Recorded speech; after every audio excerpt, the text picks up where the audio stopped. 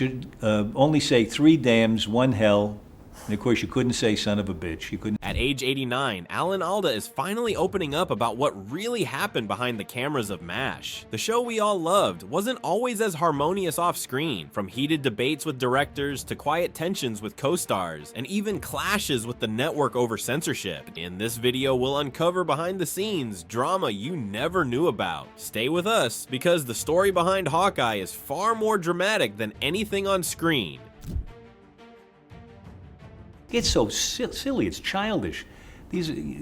Why should you make such an issue out of this language? It looked like instant chemistry on screen. Hawkeye Pierce and BJ Honeycutt started out as partners and as trusted friends. But while their on-screen bond felt seamless, behind the cameras of MASH, something shifted. Alda's influence on the show was growing, and he began pushing for improvisation and off-script moments that gave Hawkeye freedom. Mike Farrell joined the cast with a different mindset. He saw BJ as a man of strong moral code, someone who wouldn't cross certain ethical lines. The spark came in the season 7 episode Preventative Medicine. The original script had BJ and Hawkeye performing a needless appendectomy on a healthy soldier as a protest gesture. At the table reading, Farrell pulled rank and later said this about it in an interview. "We got to this point in the script, and I said, BJ wouldn't do this." He explained that cutting into a healthy body was against everything that I think BJ stands for. Alda reportedly countered with, "Hawkeye has no problem." And the Farrell responded, "I'm not arguing about Hawkeye doing it. I'm arguing about BJ being part of this." After some squabble, the writers adjusted the scene. Hawkeye acts alone, BJ steps aside. This moment exposed the quiet tension between an ensemble cast and a lead actor whose role and influence were evolving. And yet, as intense as this clash was, it wasn't the first one. Alda's desire for influence and his strong vision had sparked other conflicts with his co-stars, including Wayne Rogers, who played the original Trapper John, who suddenly left the show after season 3. Ever wondered why? Today, you're about to find out the truth, revealing that the camaraderie on set sometimes hid real battles for creative control.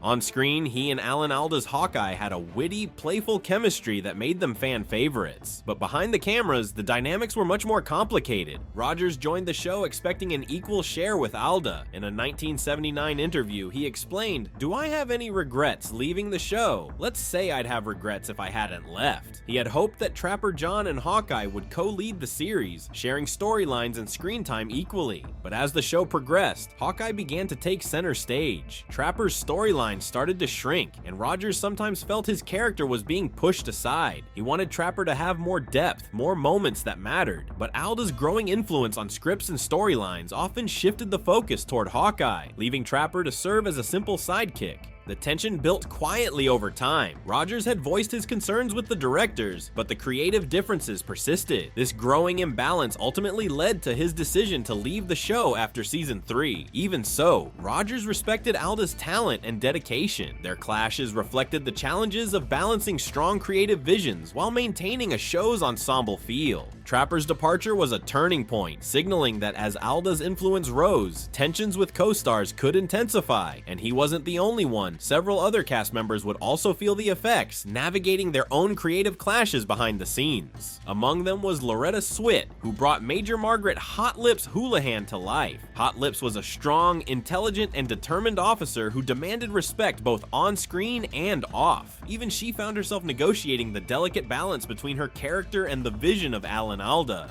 Alda, now at the helm of much of the series' creative direction, often pushed for improvisation, allowing Hawkeye freedom to bend dialogue, explore humor, and create spontaneous moments. Loretta, however, wanted Hot Lips to remain authentic to her values and professional integrity. She refused to let her character become a simple foil for Hawkeye's antics or a source of comic relief. The result was a constant push and pull, with Loretta carefully asserting Hot Lips' intelligence, competence, and complexity in every scene. The tension was never personal, yet it could be palpable. Scenes Alda imagined as lighthearted or improvisational sometimes clashed with Loretta's insistence on character consistency, but these conflicts often strengthened the performances, turning Hot Lips into a layered and memorable figure who could hold her own, even as Hawkeye fought to be the center of attention. And as Alda's control and influence continued to expand, the stakes would soon rise even higher, this time involving arguments not just with cast members, but with the network, directors, and producers who had their own vision for the show. When MASH first launched, it drew in viewers with laughs and wartime absurdities, but behind the scenes, the show was quietly pushing boundaries. Alan Alda recently admitted in interviews that from very early on, he found himself at odds with the network over tone, jokes, and how far the show could go. My complaint was, if you censor our jokes, then what will keep you from censoring our political jokes? For instance, Alda once recounted how a script was flagged by the network because it had Hawkeye make a remark about a virgin, which CBS demanded be deleted. So Larry Gelbart was so pissed at this that he got even with it, having a character say, somebody said to the character, "Where are you from, soldier?" He said, "The Virgin Islands, sir." They couldn't take that out.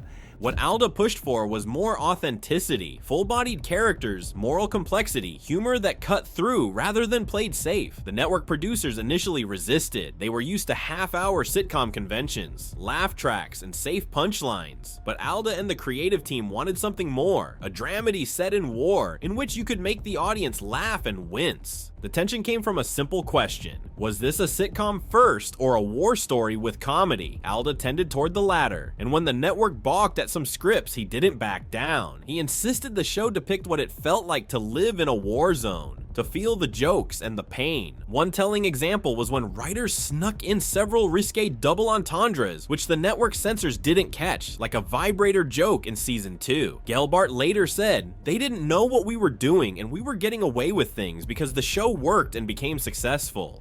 Larry Gelbart, the original writer and producer of MASH, played a crucial role in shaping the show's early identity, balancing comedy, satire, and the realities of war. As the series progressed, however, the creative direction began to shift away from him. Alan Alda, who increasingly influenced both scripts and storylines, pushed for a deeper, more dramatic tone that blended humor with serious themes. This evolution created tension behind the scenes. Gelbart, who had been instrumental in crafting the original tone, eventually left the series after the 4th season, frustrated by the show's changing direction and rising creative tensions. In an interview with the Los Angeles Times, he explained, "It wasn't an easy decision, but at some point you have to know when to move on." His departure reflected the growing pressures from both the network and the changing direction of the show, a direction Alda embraced wholeheartedly. While Gelbart and Alda shared a dedication to storytelling, their differing visions for the series highlighted how creative influence and control could cause friction, even among the people who built the show's foundation. Gelbart's experience underscores the challenges of maintaining the original voice of a show while adapting to new creative leadership, and sets the stage for how Alda's growing influence would affect the cast and storylines in the years to come. Besides Larry Gelbart, there was someone else who wasn't always happy with Alda's creative influence on MASH. Behind the cameras, Alan Alda often found himself at odds with director Jackie Cooper, a seasoned filmmaker known for his strict, traditional approach. Cooper preferred sticking closely to the script and maintaining a disciplined, orderly production, while Alda pushed for improvisation and encouraged actors to bring authenticity and spontaneity to their performances. In interviews, Alda described these clashes as a matter of vision. It wasn't about disliking each other, it was about making the show feel real, he explained. The tension occasionally spilled into open disagreements, as Cooper's insistence on structure met Alda's drive for creative freedom. Production insiders recalled some of these arguments resulted in heated moments, though Alda remained professional, determined to see his vision influence the storytelling. Ultimately, Alda's insistence on authenticity helped shape the series' later seasons, adding depth and realism to the show. Cooper eventually left MASH, and while his contributions as a director were significant, many fans and critics credit Alda's influence for the show's evolution into a more emotionally resonant experience.